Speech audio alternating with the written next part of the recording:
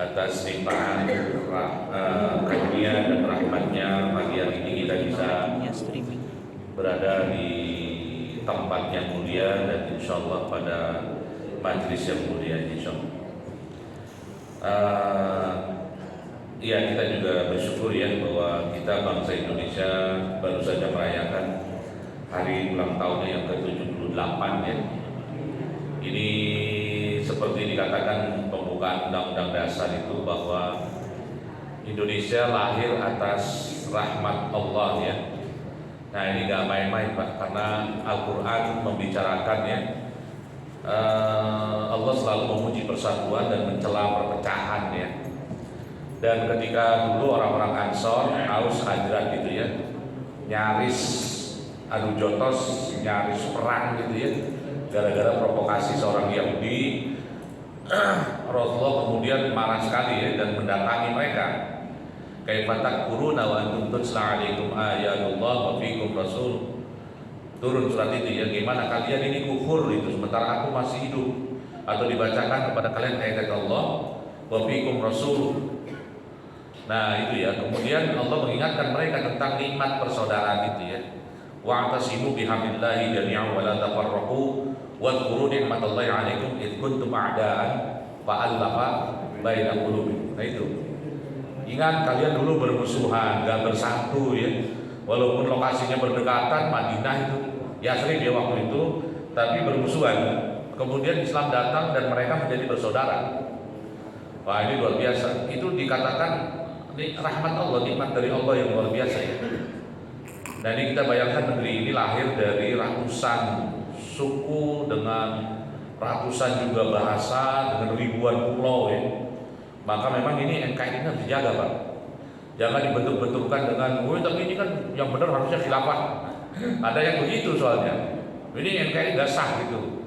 Loh, persatuan umat Islam dunia yang jumlahnya 1,5 miliar itu ya gak mungkin kecuali tiap wilayah itu semuanya solid dulu. Wilayah Indonesia itu sudah solid gitu, nggak boleh ada yang mencoba mecah-mecah itu ya. Apalagi dengan apa ya, kalau kita punya prinsip keadilan sosial bagi kemanusiaan yang adil dan beradab ya. Ini sila ini menjanjikan bahwa rakyat negeri ini akan diperlakukan secara adil ya dan beradab dalam sudut kemanusiaan. Nah, jadi tidak boleh mereka rakyat Indonesia ini diperlakukan tidak adil misalnya. Nah, ini akan memicu ya, luar biasa itu. Belum lagi keadilan sosial. Memang masih banyak DPR ya. Kalau dilihat dari tujuan negeri ini didirikan dengan 5 sila itu kan tujuan negeri ini jelas ya, terpampang itu ketuhanan yang maha esa, kemudian ada kemanusiaan yang adil dan beradab. Kemudian persatuan ini tadi jelas ya kita singgung. Kemudian prinsip pengelolaan pemerintahannya berdasarkan musyawarah. Ini yang dulu di zaman Nabi beliau selalu mengupayakan itu ya. Kecuali di perjanjian Hudaybiyah Nabi selalu bermusyawarah dengan sahabatnya dan cenderung mengikuti pendapat mayoritas mereka. Ini Pak. Memang pendapat mayoritas itu dalam Islam nggak mutlak. Kadang-kadang Nabi nggak ngambil. Tapi itu kewenangan seorang pimpinan ya. Kewenangan seorang pimpinan gitu.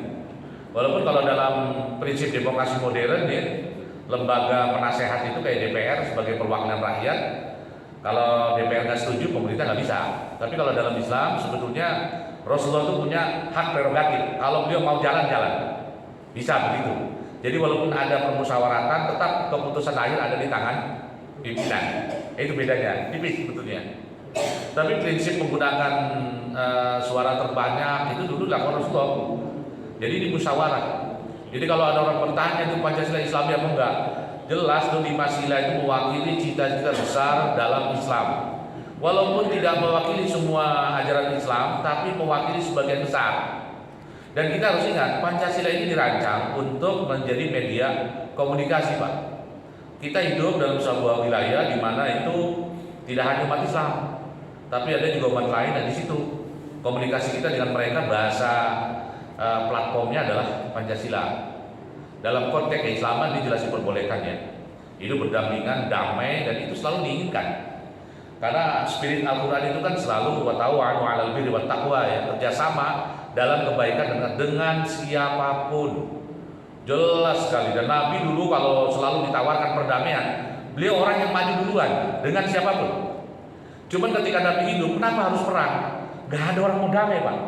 Kecuali setelah Madinah begitu kuat, kokoh, menaklukkan musuh-musuhnya, baru mereka ketakutan datang. Terus sebelum itu, gak ada satupun kabilah yang mau berdamai dengan Nabi. Sedikit sekali ya. Kecuali Bani Huza'ah itu yang memang berpihak ke Madinah, karena dari sejarahnya Bani Huza'ah itu termasuk punya hubungan dekat dengan Bani Abdul Manaf ya. Qusay itu Quraisy itu adalah mantunya Bani Huza'ah. Jadi cikal bakal keturunan Qusay bin Kilab itu istrinya itu orang Bani Huza'ah. Makanya Bani Huza'ah itu dekat, mereka yang mau bergabung dengan Rasulullah, lain enggak. Saya kira itu jelas ya, dan oleh karena itu kita berharap banget ya para penguasa negeri ini selalu bersikap itu ya adil untuk menjaga ya betul-betul Pancasila itu bukan hiasan gitu yang cuma diucapkan upacara gitu habis itu dilupakan. Tapi menurut saya kalau ini betul-betul dilaksanakan, sebetulnya kita punya peluang untuk menggapai kemajuan, karena memang ya jadi inti cita-cita besar negeri dan cita-cita besar Islam sebetulnya sudah terwakili itu ya dalam 5 sila itu, walaupun itu belum semua, karena bagi kita umat Islam masih banyak yang harus dilakukan ya. Baik, melanjutkan ini ya, ini apa yang kita bicarakan mungkin pagi ini terkait dengan perjalanan Pak bin Khattab ya, sebelum menuntaskan itu ya beberapa hal ya apa yang dilakukan kebijakan Umar yang unik ya, seperti misalnya yang lalu sudah kita singgung tentang pembuatan mata uang. Ada yang mengatakan mata uang itu dibuat pada masa Bani Umayyah, tapi bukti-bukti sejarah sekarang tuh ada koin yang diciptakan pada tahun 20 Hijrah. Kalau tahun 20 Hijrah itu berarti masanya Umar bin Khattab, itu sudah ada. Walaupun dicetak gitu ya, cuman mukanya itu sebagian koin itu masih pakai itu gambarnya apa Kaisar Persia, ditambahin itu tulisan kayak la ilaha illallah gitu ya, supaya lebih Islami, tapi ada gambarnya itu masih itu. Sebagian juga masih cetakan Bizantium ya. Di zaman dulu Pak, mungkin bagi orang Arab ya waktu itu yang tidak menguasai teknologi ya, kayak pertukangan, kayak pandai besi itu rata-rata orang asing memang, orang-orang Romawi yang hebat. Orang-orang Muslim yang kita tahu Pak, disebutnya ummi ya, nggak mengenal peradaban, kemajuan. Saya menggambarkan mungkin kesulitannya di situ ya. Membuat kalau zaman sekarang tuh kayak cetakan mobil apa dice gitu ya, itu kan dibuat pakai apa gitu dicetak sehingga nanti kalau mau bikin komponen mobil itu kalau jelek gitu ya, ada misalnya aluminium cair atau besi cair tinggal dicetak jadi. Nah ini mirip cetakan mata uang juga dulu begitu, jadi nggak mudah itu. Kemudian Umar juga membuat sistem pos ya. Pos itu karena begitu intensif beliau dalam mengawasi para gubernur ya, wilayahnya begitu luas. Utara timur itu sudah habis sampai Khurasan gitu ya. Utara sampai Azerbaijan, di barat itu sampai Mesir. Di selatan sampai Yaman, Otok semua jazirah Arab. Sekarang udah puluhan negara itu Pak. Bayangkan Umar harus mengawasi sekian puluh negara. Dan beliau nggak mau membiarkan gubernur. Dibiarkan, ada gubernur lama misalnya nggak lapor langsung didatengin, nggak cuma dikirimin surat, didatengin sama beliau. Itulah cara Umar yang membuat pemerintahannya itu betul-betul clean ya, tertib, terawasi, dan semua pemerintahan baik gubernur maupun para hakim. Nah ini juga Umar adalah orang yang pertama yang mengangkat para hakim untuk mengadili perkara. Mirip kayak sistem demokrasi sekarang, ada yudikatif. Jadi walaupun sebetulnya kekuasaan dalam Islam itu dipegang secara prinsip boleh oleh seorang pemimpin, tapi Umar membagi kepemimpinan ini tadi untuk wilayah pengadilan beliau serahkan kepada seorang qadhi. Kalau di Madinah qadhi itu misalnya Ali bin Abi Thalib, kemudian Zaid bin Thabit ya, bukan Zaid bin Harithah, Zaid bin Thabit itu salah satu hakim. Dan beliau juga orang yang tadi ya, Yahudi di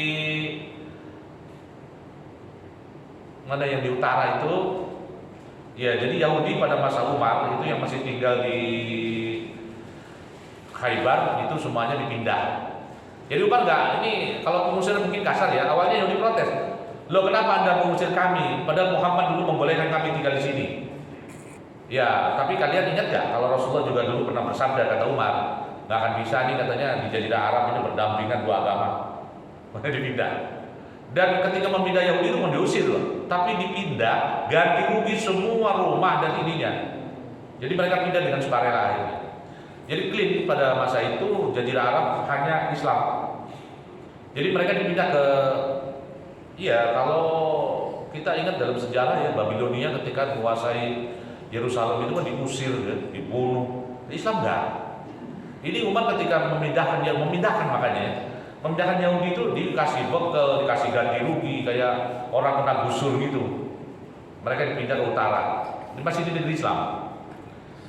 Itu walaupun Yahudi protes, akhirnya mereka juga sadar ya.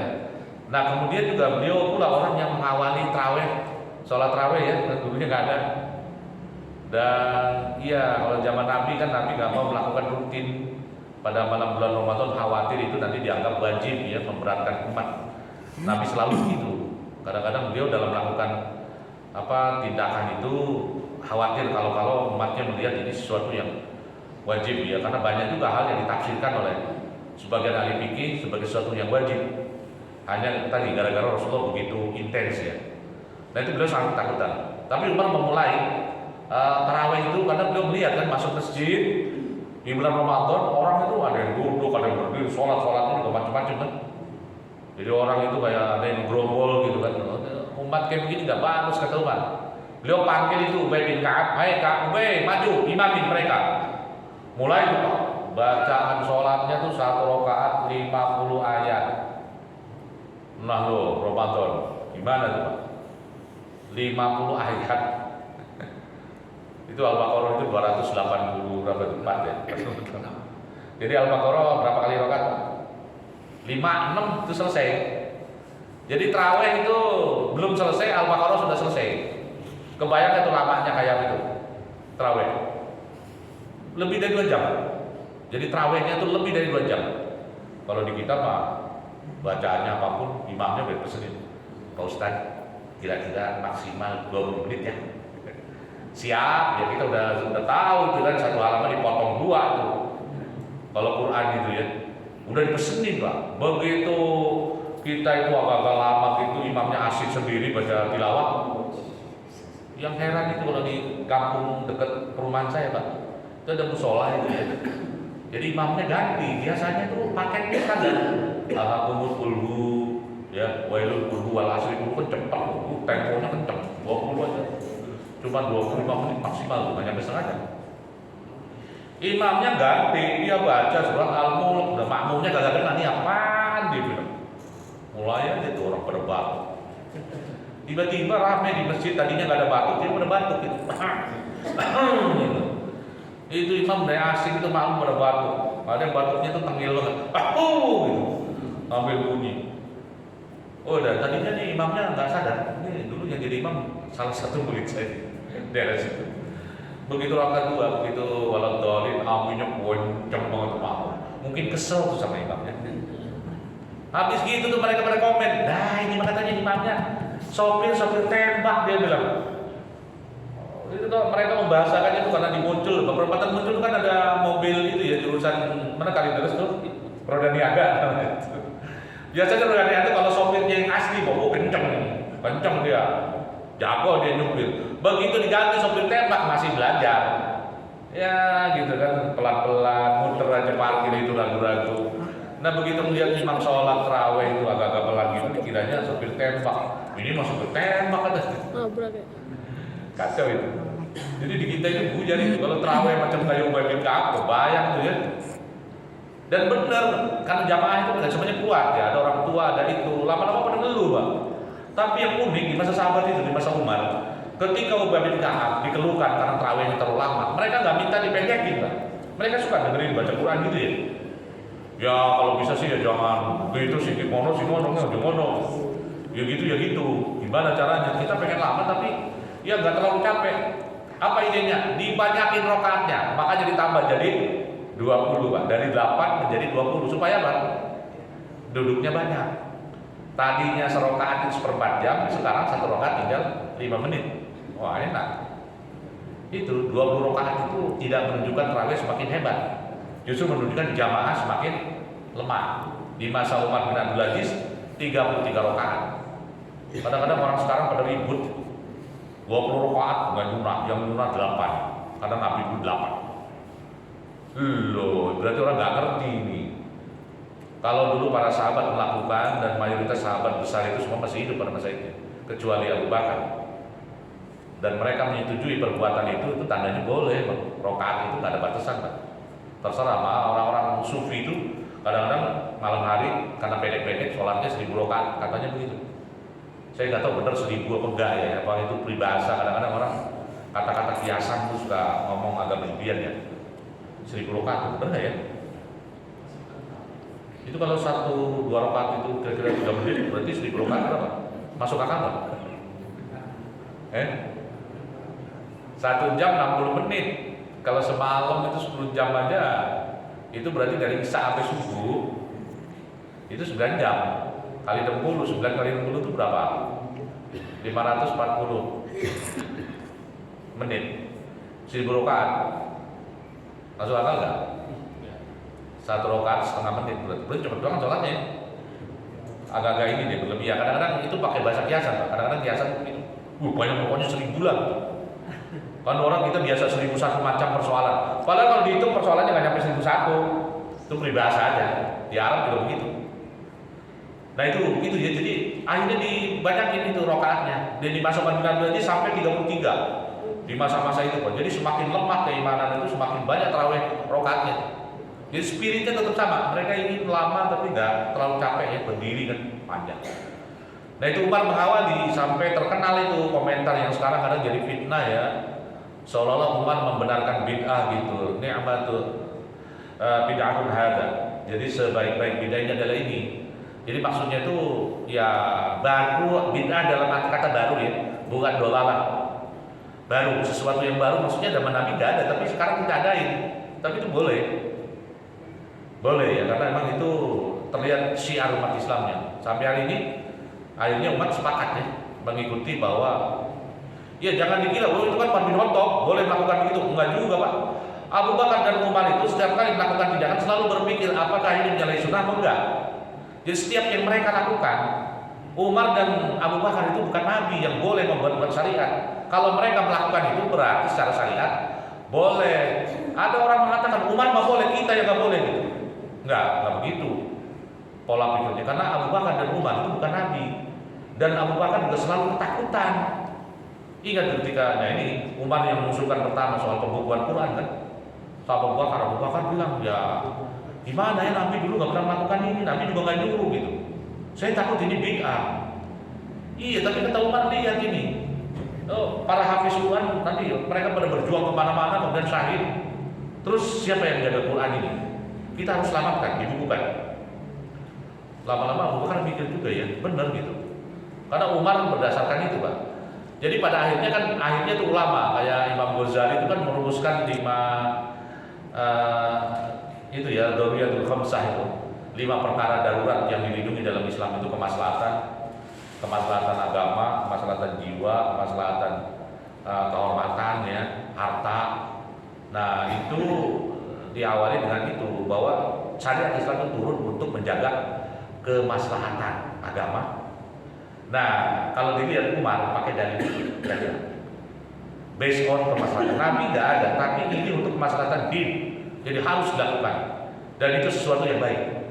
Walaupun baru sempat ada perdebatan di awal, tapi akhirnya mereka cuma mengakui. Nah, ini luar biasa ya, ulama-ulama yang belakangan melihat apa yang dilakukan oleh para ulama Rasyidin, kemudian dibuat kaidah-kaidah ya, sampai usul fikih, sampai kaidah seperti itu. Sehingga kita sekarang punya pedoman gitu ya, mana yang boleh, mana yang enggak. Walaupun ada sebagian kalangan umat yang tadi bid'ah itu jadi digampang-gampangin ya, asal ada hal baru gitu, semuanya bid'ah. Ya sulit kalau begitu ya.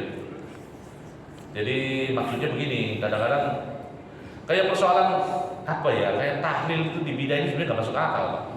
Karena tahlil itu orang duduk membaca la ilaha illallah, membaca surat Al-Baqarah awal tengah akhir, membaca surat Al-Falaq An-Nas. Itu semua bacaan-bacaan ini ada perintahnya dari Nabi. Tapi memang dikumpulin jadi satu dibaca rame-rame. Nah Nabi nggak pernah melakukan itu. Iya betul. Tapi itu kan kaifiyat berzikir. Perintah zikirnya jelas. Soal cara ya. Nah ketika caranya nggak sama, kemudian dianggap bid'ah.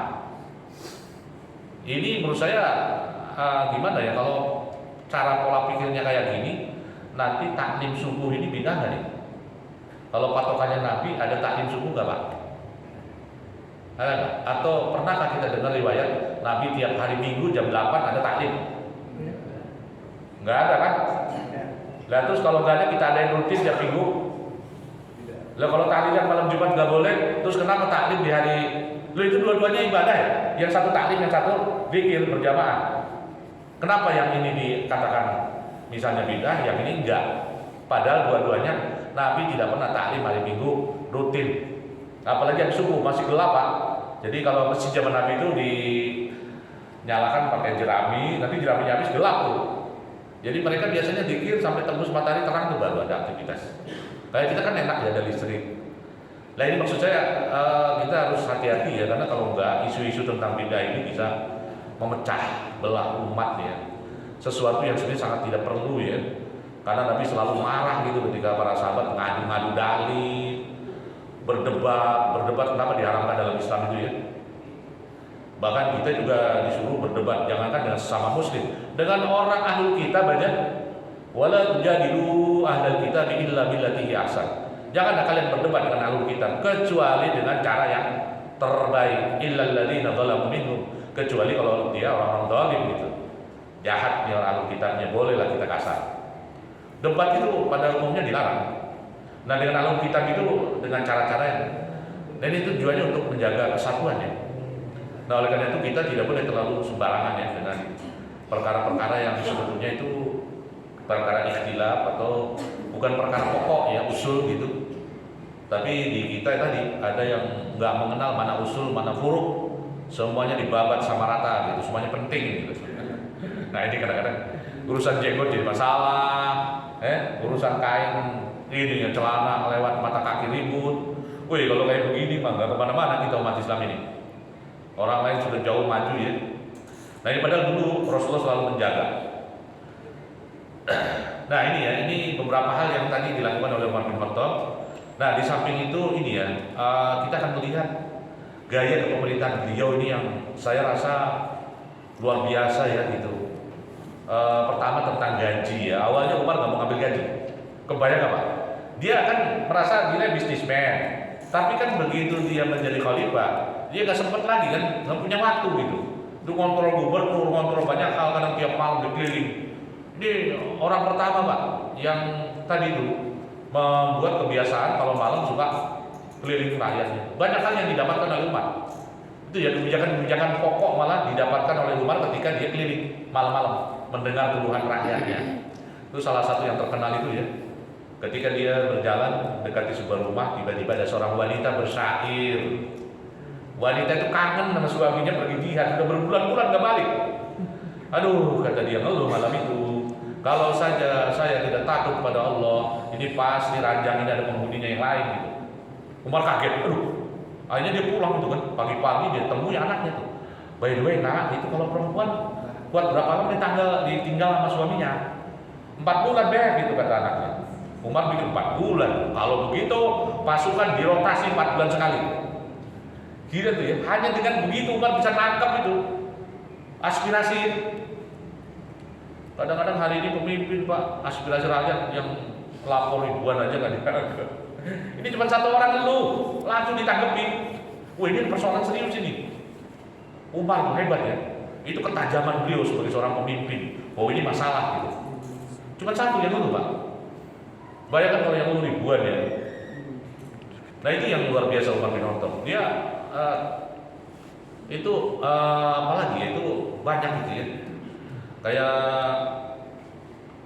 ini sih ceritanya ini, tapi rupanya nggak zaman sekarang, nggak zaman dulu ya. Yang namanya dia dari Umar tuh tahu lagi jalan gitu ya, terus menemukan ada mama lagi ngerumpi. Mama kalau ngerumpi apa Bu yang dibicara itu? Ternyata mereka membicarakan sosok laki-laki ganteng. Bukan Hajar bin Yusuf bin Hajar kalau nggak salah ya namanya, dari Bani Salim. Bani Salim ini. orang ganteng banget kok. Gitu ya, bintang film nomor 1 kalau ada film kali ya. Diomongin tuh, Umar tertarik nih, siapa nih laki-laki? Kok jadi fitnah bagi kaum wanita, dipanggil, cari orang. Ada Bali Salim, wah kamu terlalu ganteng, nggak boleh kamu begini nih. Kamu nggak boleh nyalon, nggak boleh dandan. Cukup tuh rambut kamu terlalu ganteng pakai rambut kayak begitu. Digundul itu, digundul sama Umar. Karena terlalu ganteng kamu bikin fitnah ini katanya, serigala lu ya katanya. Digundul Pak, dasar orang ganteng mau gundul mau berambut sama aja. Kita kalau udah jelek bawahnya mau diapa-apainnya sama aja Pak, nggak ngaruh. Mau nyalon 2 jam juga. Kadang mau keterlaluan yang mama tuh yang alis sudah dibuat oleh Allah dikerik gitu ya, digambar. Ada aja kelakuan orang sekarang. Habis itu kepalanya ditutup pakai gitu kayak orang gabis tambah ganteng kalau Pak. Coba suruh pakai topi gitu, waduh. Umar melihat, wah ini bukan solusinya. Dipanggil lagi. By the way, Dek, katanya kamu di sini tuh gimana ya? Madinah kan kota kecil gitu. Orang tuh lihat-lihatan, penduduknya cuma berapa ribu. Gimana kalau pindah aja saya ongkosin ke sono tuh kayak wilayah kayak di Irak itu kan banyak kota besar ya. Damaskus kota besar pada waktu itu ya. Kemudian kayak Basrah gitu kan kota besar. Ya mau, siap katanya saya diongkosin. Akhirnya dipindah. Segitunya tuh Mas, dalam menjaga itu umatnya tuh ya. Jangan sampai mereka terkena fitnah. Teliti banget ya. Ya, jadi ketika itu dia nggak mau ngambil gaji, tapi kan lama-lama ngeluh ya. Waduh, nih saya lama-lama bangkrut ini kata dia. Terus dia minta pendapat kepada Ali bin Abi Thalib. Gimana menurut engkau masalah ini? Ambillah kata Ali keperluan makan siang dan makan malammu sesuai kebutuhan. Jadi Umar akhirnya tuh jadi pakaian baju dingin, baju musim panas, makan keluarganya. Di total itu setahun Pak, gajinya kira-kira 5.000 6.000 dirham. Itu gaji itu Pak lebih rendah daripada tunjangan yang diberikan kepada istri Nabi. Istri-istri Nabi itu setahun mereka langsung dikasih 10.000 dirham. 10.000 dirham itu kira-kira 1 miliar setahun. Biaya hidup istri Nabi. Banyak nggak Bu tunjangan ibu negara segitu? Mantan ibu negara ya. Ibarat pensiunan. 1 miliar setahun Bu. Banyak nggak? Banyak. Itu penghormatan Amirul Mukminin di Umar bin Khattab kepada keluarga Nabi itu luar biasa. Dia sendiri sebagai presiden cuma digaji 5.000 6.000 dirham, itu setara 500-600 juta setahun Pak. Umar padahal keluarga besar, dia juga banyak menanggung itu.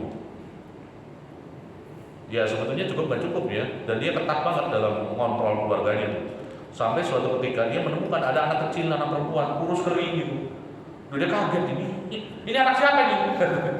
Dia kaget, orang bilang itu kan putra Anda. Mungkin rupanya tuh anaknya Abdullah bin Umar, cucunya dia. Kurus kering, hanya dipanggil kan anaknya, Abdullah ini apa-apa nih, kamu kenapa anakku jadi begini? Dia kan situ sendiri yang salah. Anda tuh ketat banget katanya, coba ngatur. Anda ini yang salah. Anaknya nggak bisa lain. Karena ketat banget itu keluarganya diawasi, tuh makan tuh nggak boleh berlebihan. Wah itu deh orang melihat Umar kalau makan, apalagi di musim ceklik ya. Cuman itu roti itu udah keras gitu kan. Kalau kita roti keras, wah ditambah minyak, nggak ada mentega, nggak ada madu, diolesin gitu ya. Ini kesederhanaan Umar yang luar biasa. Keluarganya digituin. Ya gajinya tadi kalau 500 juta setahun ya, berarti kan sebulan cuma 40 juta Pak. Itu kalau di Indonesia itu gajinya eselon 1 tuh ya, TKP-nya sekitar segitu. Eselon 1. Menteri walaupun level ininya gaji resminya kecil, tapi dia lain-lainnya gede dia. Tiap bulan tuh ada duit yang perlu bertanggungjawabkan, keperluan macam-macam, gede banget. Anggaran ininya non budgeter ya, yang nggak perlu diisi. Presiden ya gaji resminya kecil, cuma 100-an berapa, tapi yang lain-lainnya. Apalagi kalau orang yang tadi ya proyek-proyek itu kan atau dapat hadiah, tiap lebaran itu ada kotak ginseng. Atasnya mah ginseng, di bawahnya dolar. Itu di kalangan pejabat biasa Pak. Sampai hari ini. Jadi KPK itu bilang kalau kami ngintai semuanya kena gitu. Memang begitu. Sampai hari ini nggak hilang itu biasa begitu. Makanya tiap kali ada koruptor ketangkep ya gue lagi sial gitu. Kenapa? Semuanya melakukan begitu, mayoritas. Kecil sekali yang benar-benar jujur ya. Nah Umar dulu sampai segitunya dia takut gitu. Dan ketika ada orang protes, itu seorang sahabat Rabi bin Ziyad al-Harithi, bahwa dia melihat Umar bin Khattab itu, dia heran dengan penampilan dan keadaan Abu Minin.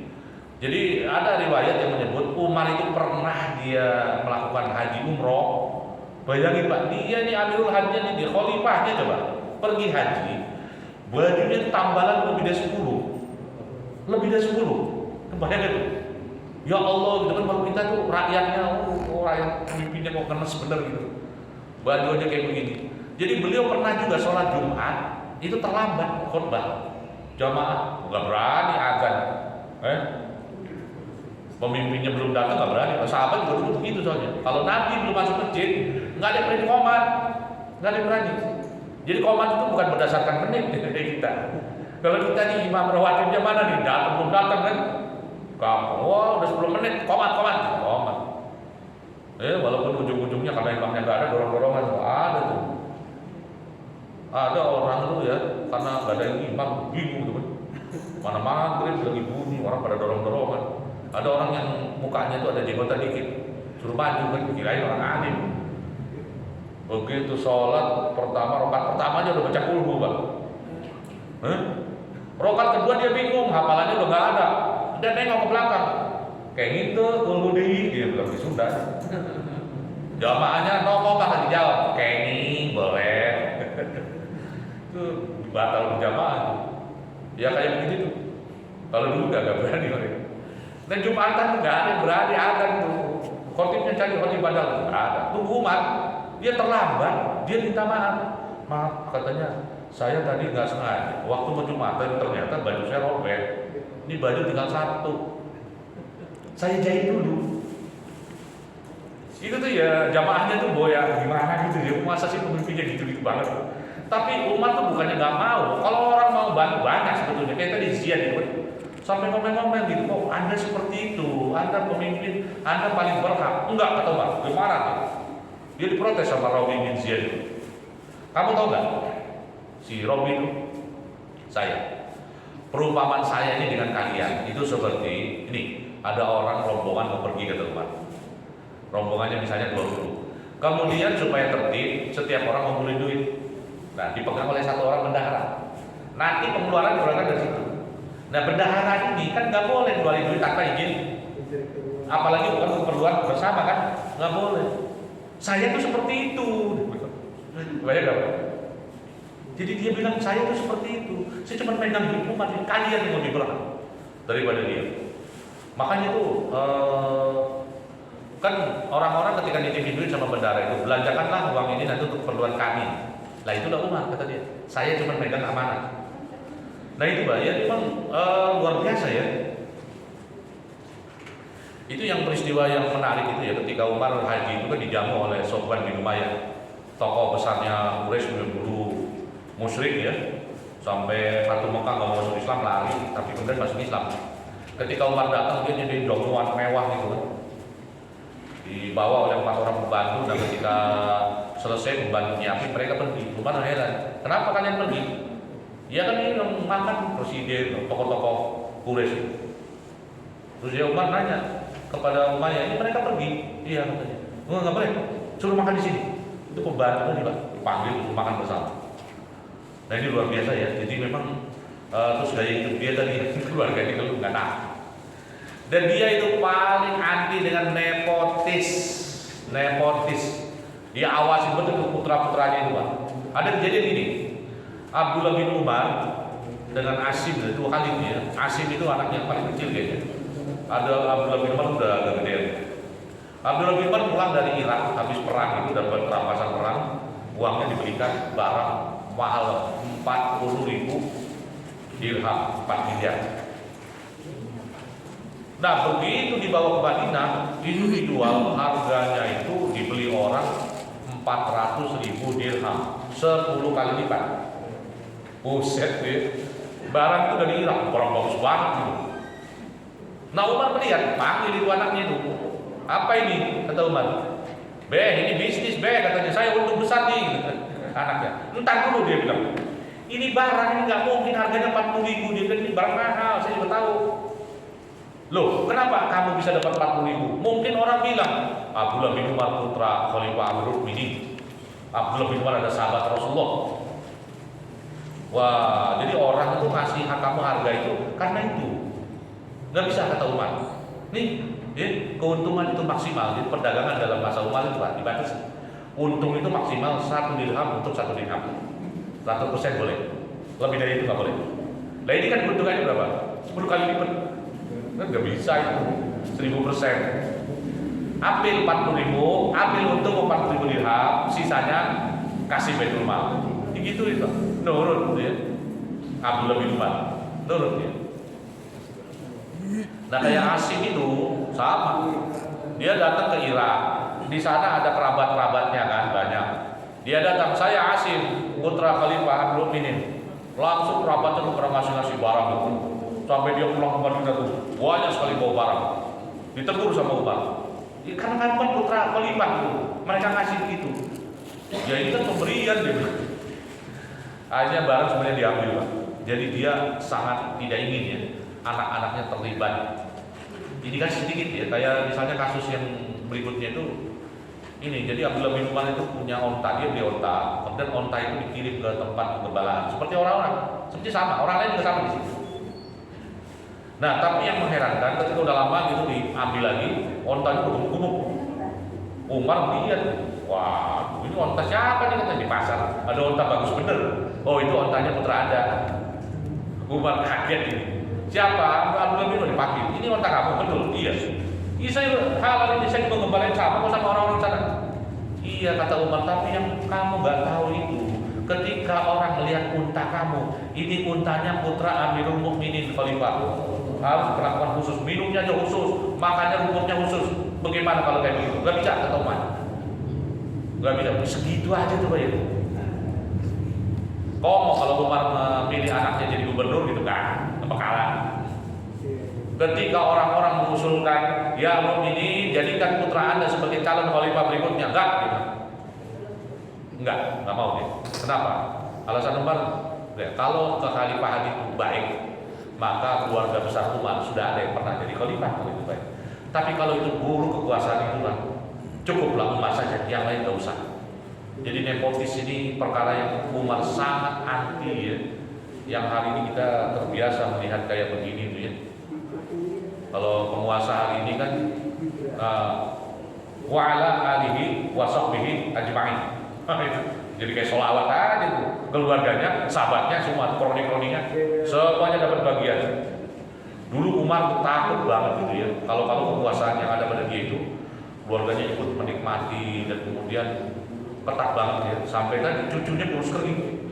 Gara-gara ketat banget dalam belanja keluarganya itu sampai protes itu anaknya. Terus, ini yang kejadian berikutnya itu ya, ini juga nepotis kan jadinya. Jadi ada Ubaidillah bin Umar dan Abdullah bin Umar pergi ke Kufah atau Basrah ya. Dia di sana ketemu siapa namanya Abu Musa Al-Asy'ari. Abu Musa itu pengen nitipin duit sama Abdullah bin Umar untuk ke Madinah balik. Nah kemudian Abu Musa punya usulan gini, Abdullah, gimana kalau duit ini kamu belikan barang, kamu bawa ke Madinah jual di sana, nanti kan kamu dapat untung.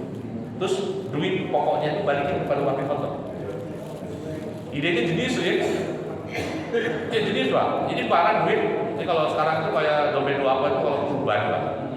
Kurban ya orang suruh korban.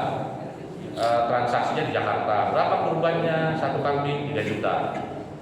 Tapi dompet apa belikan kambing itu di Ploksong, di mana harganya nggak nyampe 2 juta. Dia dapat untung 1.200.000. Halal nggak? Halal. Boleh. Bisa Pak begitu. Transaksinya orang Jakarta, harga kambing di sini 3 jutaan, tapi di Ploksong murah. Jadi ngapain beli kambing di sini 3 juta tapi angkut jauh kan? Mendingan beli di sono. Lebih murah betul. Boleh kan diambil kelebihannya? Boleh. Perdagangan kategorinya. Nah sebetulnya dalam kasus ini, jadi ketika Abdullah bin Umar pulang ke Madinah dan barangnya dijual dapat untung, lebihannya kan? Umar gak terima, maksa itu. Abdullah bin Umar nurut, tapi Ubaidillah bin Umar maksa. Gak bisa, ini untung gue katanya. Akhirnya ada sahabat yang bilang, Amirul Mukminin, kenapa gak Anda perlakukan saja ini sebagai qiron? Qiron itu kerjasama bisnis. Ada yang modalin, untungnya itu dibagi 2. Umar pikir boleh juga kayak begitu. Akhirnya pokoknya diambil, diserahkan pada Umar, untungnya kemudian dibagi dua. Kalau sekarang itu, kalau di Bank Islam berapa pembagian pilot kayak gitu ya? Kalau kita punya duit di sana 55, 45 ya, rata-rata segitu.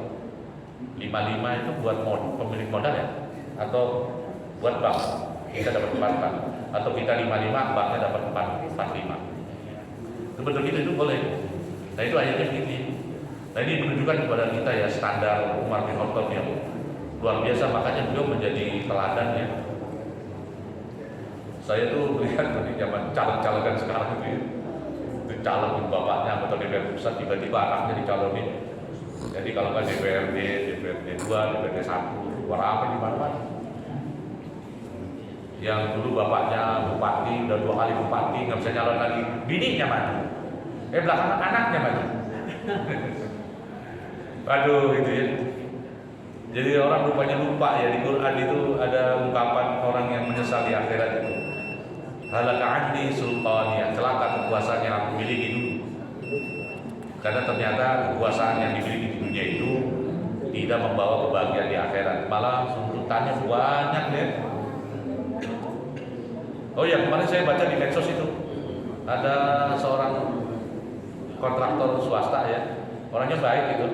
Dia sering punya proyek pemerintah walaupun sering keluh ya, karena bayarnya selamat dia kan. Itu ada lubang di daerah mana? Bekasi atau di daerah mana?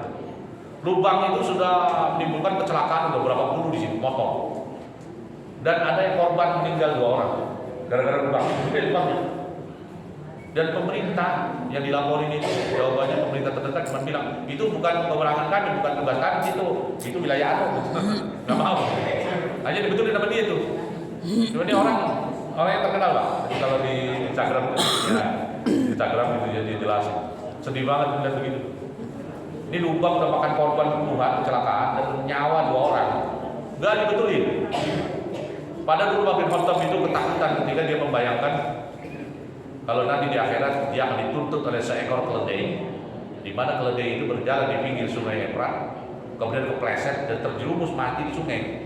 Kalau dia datang menghadap Allah, ya Allah, saya mati di masa Umar bin Khattab. Umar bin Khattab tidak membuatkan jalan buat kami. Buset, binatang aja dia ketakutan, apalagi manusia Bang. Makanya tiap malam Umar nggak bisa tidur itu, baru takut dia. Rakyatnya dan nggak bisa makan. Ada kejadian gitu. Jadi seorang emak-emak ini anaknya nangis 2, nggak karena lapar. Rupanya dia nggak punya makanan. Lah terus Umar lewat, lihat gitu. Masak apa Bu? Dilihat masak batu. Ibu ini masak batu. Kata Umar, Bu, batu kan nggak bisa matang gitu kalau dimasak. Emangnya kentang apa ubi? Gue juga tahu batu nggak bisa matang kalau dimasak. Emang gue goblok gitu kan? Mana marah itu? Ini gue juga tahu. Tapi ini gara-gara Umar bin Khattab dia bilang, nih anak gue kelaparan. Gue cuma bodohin dia aja. Biar lama gitu kan. Ntar nak, ini lagi masak, nak gitu kan. Ya batu kapan matangnya? Dari kiamat juga nggak bakalan matang tuh. Umar kaget gitu lihat ibu ini masak batu karena anaknya kelaparan. Pulang dia nangis. Habis itu dia ambil gandum dari gudang itu ya, dia panggul sendiri. Pembantu bilang, kalau ini biar saya dia panggul. Enggak, lu mau tanggung dosa saya di akhirat gitu. Sadis itu, sadis. Tapi Umar datang ngasih gandum, masakin ibu itu. Ibu itu terus bilang, nah sebetulnya yang patut jadi khalifah itu kamu, bukan Umar bin Khattab. Kamu yang pantas. Pembantunya di sebelah ngomong gitu, diam lu. Kata Umar, nggak boleh dikasih tahu. Ibu ini nggak tahu kalau yang melayani malam itu Umar bin Khattab. Dia merasa bersalah ya, Umar. Terus dia bilang sama ibu, Mak, ya, pagi datang ke Baitul Mal, nanti akan ada tunjangan gitu kan. Karena Umar sudah mencatat setiap penduduk negeri Islam ditanggung, kalau dia nggak mampu ditanggung oleh negara. Memang begitu, ini luar biasa ya. Itu sumber dana waktu itu kan ada zakat, ada jizyah, ada kharaj. Kharaj itu pajak bumi bangunan bagi orang non muslim. Kalau dia masuk Islam hilang. Ada kharaj kayak pajak itu, kemudian jizyah, zakat. Infak sodako, beda lagi. Karena itu kan sifatnya sukarela. Nah, mak ini suruh ke sono. Begitu ke Baitul Mal ketemu lagi tuh orang yang semalam itu. Rupanya orang-orang pada manggil Amirul Mukminin, dia kaget. Rupanya dia orangnya. Kaget ibu itu. Ya kebayang lah ya, itu emak-emak di prank gitu. Umar sendiri yang melayani. Untuk ini jadi khalifah itu lebih pantas daripada Umar Khattab. Padahal dia orang. Lah itu ya, jadi ini yang kepemimpinan yang luar biasa ya. Dan apa ya Pak, kalau kadang-kadang gitu ya, kita berharap pemimpin Indonesia itu seperti itu ya. Tapi ya nggak usah mimpi terlalu tinggi Pak, karena pemimpin selalu lahir dari rakyat, ya kan? Jadi pemimpin seperti apa itu tergantung kualitas rakyatnya seperti apa secara umum. Peluang dapat kepemimpinan yang kayak gitu besar. Kalau rakyatnya mayoritas bebek, nanti pemimpinnya ya kayak bebek lemah. Umar bin Khattab kok bisa gitu ya, karena ada Abu Bakar kan yang memilih beliau. Kalau pemilihan langsung, saya rasa Umar belum tentu win, Pak. Banyak prasyarat protes. Tapi Abu Bakar yang hebat sekali, instingnya tajam. Dia tahu dia Umar bin Khattab bakal hebat banget seperti itu. Ya, saya nyangka. Kalau orang tahu Umar keras, mak berprotes, Tolha bin Ubaidillah protes, Sa'ad bin Ubadah protes. Tapi sambil ini Anda menuju Umar nih. Anda nggak takut nanti meninggal di hadapan Allah ditanya, kenapa Anda ngangkat Umar? Setelah 6 tahun, 7 tahun Umar memerintah, orang-orang kagum luar biasa. Abu Bakar tahu dari mana ya kalau Umar bakal seperti ini katanya. Makanya Ibnu Mas'ud menjuluki firasat Abu Bakar itu firasat paling hebat. Siapa yang nyangka? Orang bilang Umar itu sahabat dekat Nabi ya. Pantas jadi khalifah. Enggak. Ketika peristiwa itu terjadi, karena Umar terlalu keras, bapak-bapak golok. Zaman Nabi kan gampang golok. Ada orang mentra-mentra itu dia minta ini, Rasulullah izinkan saya menggal kepala orang itu. Coba kalau pemimpin, tapi berapa orang yang meninggal tiap hari kalau Umar jadi pemimpin katanya. Semuanya dipancung. Ternyata nggak terjadi. Ya ini barangkali bapak-bapak ibu, mudah-mudahan kita bisa mengambil pelajaran dan kita hanya boleh berharap pada Allah. Siapa tahu ke depan kita diberikan pemimpin. Tapi intinya gini Pak, kalau Allah berkehendak ingin memberikan kebaikan sebuah bangsa, Dia pilihkan bagi bangsa itu pemimpin yang terbaik dari mereka. Itu hadis Pak. Kalau Allah berkehendak menyiksa sebuah bangsa, dilakukan 2 hal. Pertama, diberikan pemimpin yang paling buruk, yang bodoh di antara mereka. Kedua, konglomeratnya egois. 2, Allah kalau menyiksa satu bangsa karena orang bangsanya nggak bersyukur, kufur misalnya, maka 2 hal, diberikan pemimpin yang buruk. Yang kedua, konglomeratnya orang kayanya egois. Nah untuk bilang tadi ya, kalau kita diberikan kayak gitu ya, konglomerat itu udah banyak tapi ratus, minyak sawit aja sudah jual ke rakyat sendiri nggak mau, ya ekspor. Gimana harganya cuma berapa 15.000, dengan di luar harganya bisa 50.000, ngapain jual di sini? Egois kan? Itu konglomerat di Indonesia. Udah gitu duit hasil ekspor minyak sawit kita dibalikin ke Indonesia, taruh di luar negeri. Singapura menang banyak. Ada banyak hal yang perlu kita renungkan ya. Mudah-mudahan tahun depan insya Allah kita akan ada pemilihan lagi ya. Allah menganugerahi bangsa ini pemimpin yang tadi itu benar-benar kualitas terbaik. Dan yang kedua tadi konglomeratnya mudah-mudahan insaf ya, mau peduli kepada masyarakat kecil ya. Walaupun ya kalau konglomeratnya kebanyakan non muslim ya kita nggak bisa banyak berharap ya. Ya renungan begitu. Itu saja barangkali mohon maaf. Assalamualaikum warahmatullahi wabarakatuh.